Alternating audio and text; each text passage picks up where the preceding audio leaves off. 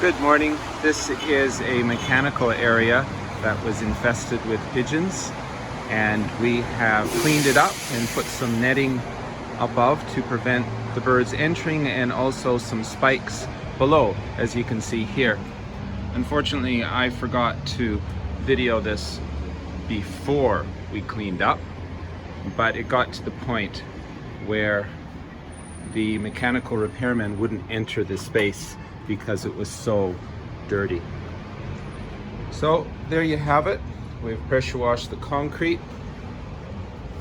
Everything is nice and clean, and you can see the netting and posts that are mounted above the equipment, and you can see here up above again the netting mounted to the fascia very carefully with clips.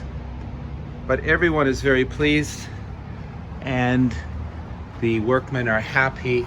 Actually, the AC units are running more efficiently. So this little building is located on West Broadway in Vancouver, and just for your information, we're in the middle of this COVID-19 shutdown. There's still a bit of traffic, but we're trying to rally up some work to pay the bills. Aren't we all?